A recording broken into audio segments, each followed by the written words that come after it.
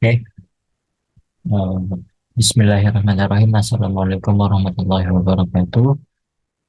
Eh, Pada kesempatan kali ini, kami dari kelompok 11 PKU ingin mempresentasikan hasil yang sudah kita kerjakan.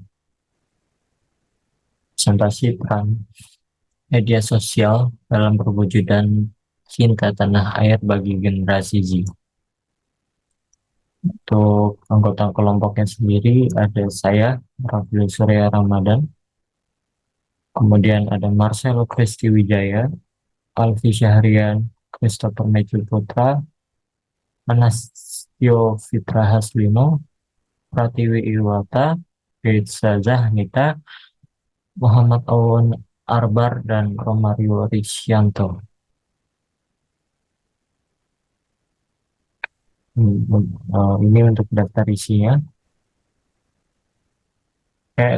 Kepada pemateri satu dipersilakan untuk mempresentasikan.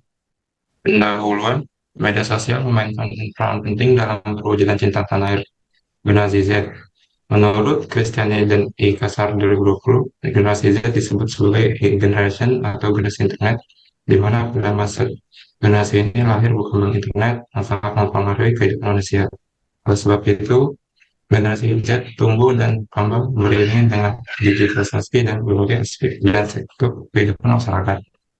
Menurut Kominfo 2016, media sosial menjadi platform pelaporan dan sumber berita utama bagi masyarakat. Generasi ini menggunakan media sosial sebagai sarana untuk mengekspresikan rasa cinta dan kebanggaan terhadap tanah air mereka. Generasi yang muda dapat menunjukkan rasa cinta mereka pada tanah air dengan cara yang melalui media sosial.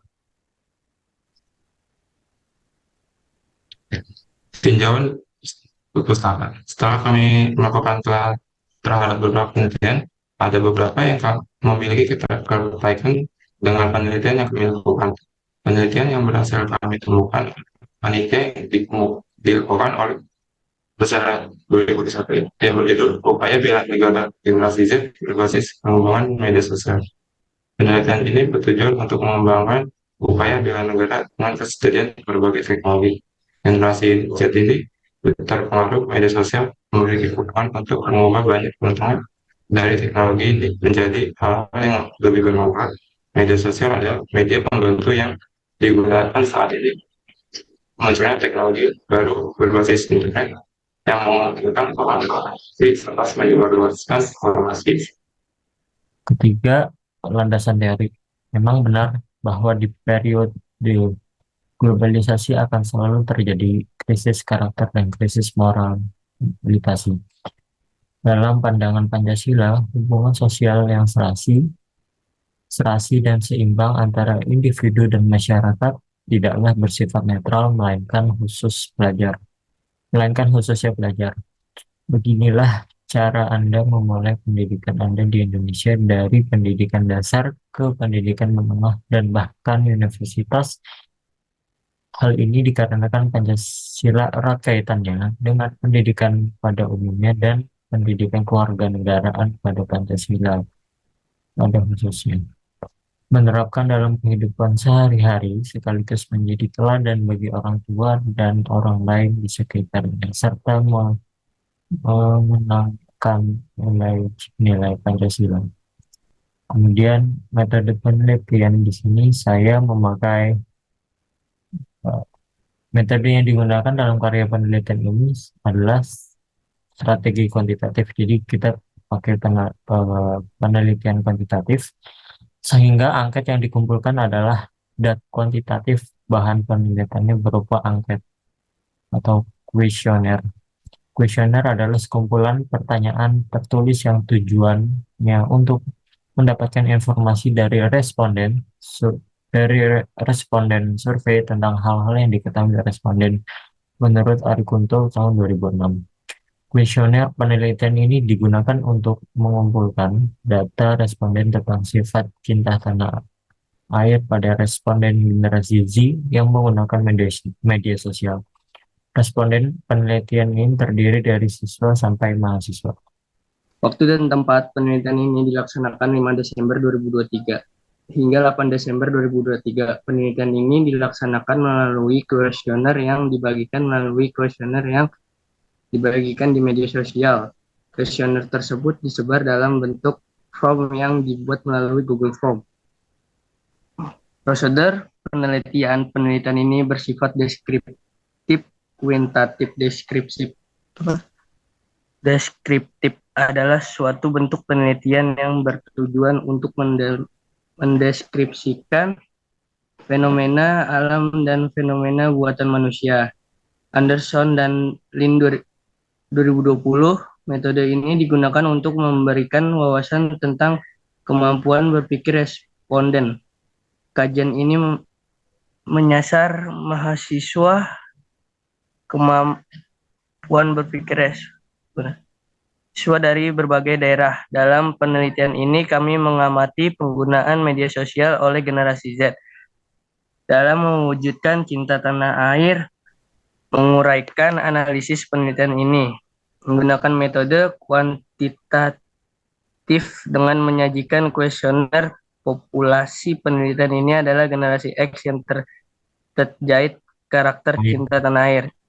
Instrumen yang digunakan terdiri 5 pernyataan yang digunakan dalam artikel ini adalah karakter yang harus dimiliki warga negara dalam memenuhi hak dalam kewajiban untuk ikut serta beta negara. Selanjutnya, pengumpulan data. Dalam menggunakan pendekatan ini, daftar pertanyaan tertutup dan terbuka disajikan. Data yang dibutuhkan metode ini adalah respon dari responden. Lalu ada analisa data. Setelah data dikumpulkan, analisis statistik deskriptif digunakan untuk menganalisanya. Data yang dikumpulkan dianalisis menggunakan analisis statistik deskriptif. Statistik deskriptif dalam penelitian ini terdiri dari nilai minimum, nilai maksimum, persentase, dan mean atau nilai rata-rata dalam tabel. Hasil pembahasan tabel 1 kali Anda menggunakan media sosial dalam sehari, jawabannya kurang dari 1 jam, total 2. Persentase 6,06%. 2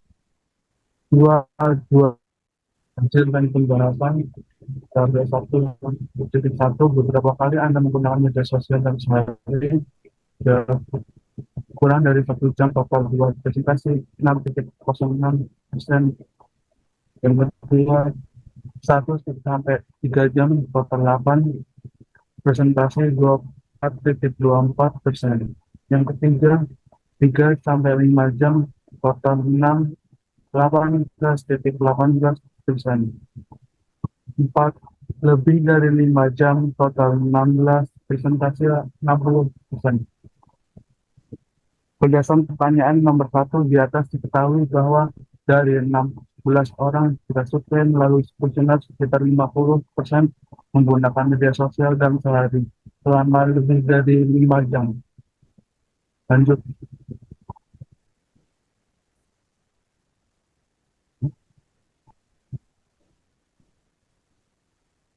Tabel 1-2 jenis sosial media apa yang paling Anda gunakan? Jawabannya sama TikTok. Total 12, presentasinya 36,36%. Yang kedua Twitter, total 4, presentasinya 12,12%. Yang ketiga Instagram, total 13, presentasinya 39,39%. 4 WhatsApp, total 3, presentasinya 9,09%. Berdasarkan penataan nomor 2 yang di atas, ketahui bahwa dari 13 orang yang survei melalui kuesioner, sekitar 39,39% menggunakan media sosial ada Instagram. Yang berikutnya adalah tabel 1.3, yaitu jenis konten media sosial yang paling sering dilihat. Yang data berikut ada konten hiburan dengan total 25 responden, presentasinya 75,75%. Edukasi cuma 5 responden dengan 15,15%. politik dua responden dengan presentasinya 6,06%, dan yang berita sama dengan yang politik, yaitu dua responden dengan 6,06%. Berdasarkan pernyataan nomor 3 di atas, tahu bahwa 25 orang yang kita survei melalui kuesioner tersebut, paling banyak 75,75% itu yang paling banyak adalah konten hiburan. Yang berikutnya sekarang adalah tabel 1.4. Apa pengaruh media sosial terhadap pemahaman Anda tentang cinta tanah air? Yang responden ini ada yang meningkatkan pemahaman dengan total 23 jawaban yang persentasenya 69,69%. Mengurangi pemahaman itu dengan total 4 responden 12,12%. Dan mempertahankan pemahaman dengan total 5%, dengan total 5 responden dan 15,15% saja. Berdasarkan pernyataan nomor 4 di atas, diketahui bahwa dari 23 orang yang kita survei melalui kuesioner, paling banyak 69,69% pengaruh terhadap pemahaman tentang cinta tanah air itu digunakan untuk meningkatkan pemahaman mereka. Selanjutnya untuk pertanyaan nomor 5, apa upaya yang pernah Anda lakukan untuk mewujudkan cinta tanah air melalui media sosial? Di sini terkumpul jawabannya. Pertama, membeli barang produk Indonesia. Kedua, membeli produk dalam negara atau negeri. Tidak menyebarkan ujaran kebencian atau berita hoax. Melestarikan cinta tanah air. Kemudian membeli produk lokal di media sosial. Keenam, tidak menyebarkan ujaran kebencian atau berita hoax. Ketujuh, menghargai dan menghormati setiap pendapat orang lain. 8, mempelajari sejarah perjuangan para pahlawan kemerdekaan lewat media sosial. Ke-9, biasanya dari tugas-tugas kampus seperti membuat slogan, podcast, atau kegiatan lain yang digunakan untuk meningkatkan rasa persatuan untuk antara mahasiswa, masyarakat umum, dan bagi bangsa dan negara. Dan yang terakhir, ke-10, mendukung konten kreator dengan konten tanah air. Berdasarkan hasil angket pernyataan sebelumnya, jelas bahwa setiap aspek pernyataan pada daftar yang diberikan kepada responden menerima peringkat yang sangat baik. Banyaknya generasi Z yang menerapkan sikap cinta tanah air dengan berbagai hal yang dilakukan, seperti membeli produk lokal, mendukung postingan yang mengharumkan nama tanah air, menggunakan sosial media untuk mendukung tanah air. Pada bagian pembahasan, dapat membahas tentang masalah yang kita hadapi sekarang, tentang penggunaan media sosial yang dalam membantu semangat tanah air di generasi Z, bagaimana cara untuk mengembangkan sosial media sebagai sarana untuk meningkatkan kesadaran diri dan mencintai tanah air. Tidak hanya itu, di sini kami mengajak para generasi Z untuk lebih pintar dalam memilih atau menyaring informasi atau konten yang ditemukan dan bagaimana cara menanggapinya. Kesimpulan, media sosial berperan penting dalam kehidupan generasi Z yang dikenal sebagai generasi digital native karena lahir pada zaman digital area 2022. Dalam perjalanan ini terdapat beberapa temuan kunci yang diperhatikan. A. Mempengaruhi positif pada identitas nasional. Media sosial memperkuat identitas nasional generasi Z melalui berbagai kampanye metabolisme dan kebangsaan. B. Platform pendidikan. Metabolisme media sosial menjadi sarana mempelajari bagi generasi tentang sejarah, tradisi, dan kekayaan budaya Indonesia. Konten edukatif di platform ini dapat memperdalam pemahaman mereka terhadap negara, memupuk rasa cinta tanah air. Oke, sekian. Terima kasih untuk presentasi kali ini. Terima kasih semua juga. Terima kasih juga buat teman-teman yang sudah menghadiri presentasi kali ini. Oke, itu saja. Wabillahi taufiq wal hidayah. Wassalamualaikum warahmatullahi wabarakatuh.